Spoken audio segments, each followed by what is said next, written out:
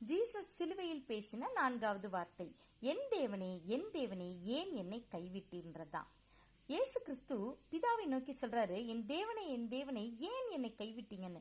ஏனென்றால் அவர் இதுக்கு முன்னாடி வாழ்ந்த காலத்துல சொல்றாரு, என்னை அனுப்பினவர், அதாவது பிதாவானவர் என்னுடனே கூட இருக்கிறார், பிதாவுக்கு பிரியமானவைகளை நான் எப்பொழுதும் செய்கிறபடியால் அவர் என்னை தனியே இருக்க விடவில்லைன்னு சொல்றாரு. சோ இயேசு கிறிஸ்து தனியாக இல்லை, பிதாவுக்கு பிரியமானவைகளையே செய்தபடியினால் பிதா அவரோடு கூட இருக்கிறத நம்ம பார்க்கிறோம். ஆனால் இப்பொழுதோ கைவிடப்பட்ட ஒரு சூழ்நிலையை உணர்றாரு.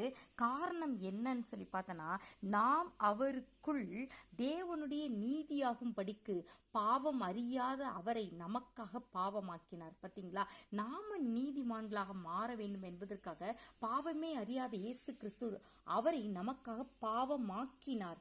எஸ், அவர்தான் உலகத்தின் பாவத்தை சுமந்து தீர்த்த தேவாட்டுக்குட்டி. நம் எல்லாருடைய பாவத்தையும் தன்மேல் விழப்பண்ணினார். எதற்காக? நாம் அவருக்குள் தேவனுடைய நீதிமான்களாக இருக்கும் பொருட்டாக. கர்த்தருக்கப்ப இயேசு கிறிஸ்துக்கு நம்ம மேல எவ்வளவு அன்பு பார்த்தீங்களா. இதை நம்ம உணர வேணும். அந்த பிதாவுடைய அந்த ஒரு ஐக்கியத்தை கூட சில நிமிடங்கள் இழந்தவராக அவர் இருந்தார். அதுதான் சங்கீதத்துல தாவீது, அதாவது தாவீதின் குமாரன் இயேசு கிறிஸ்து என்று அழைக்கப்பட்டார். அந்த தாவீது இந்த இயேசு கிறிஸ்துவனுடைய சிலுவை பாடுகளை அவர் ஒரு தரிசனமாக பார்த்திருப்பார்னு நினைக்கிறேன். அதனாலதான் சொல்றாரு, அதே வார்த்தைகளை தாவீது சொல்றாரு சங்கீதம் 22, என் தேவனே ஏன் என்னை கைவிட்டீர், எனக்கு உதவி செய்யாமலும் நான் கதை சொல்லும் வார்த்தைகளை கேளாமலும் ஏன் தூரமாய் இருக்கிறீர், என் தேவனை நான் பகலிலே கூப்பிடுகிறேன் உத்தரவு இல்லை கொடீர், இரவிலே கூப்பிடுகிறேன் எனக்கு அமைதல் இல்லை. அப்போ இதில் 5 விஷயங்களை நம்ம பார்க்குறோம்.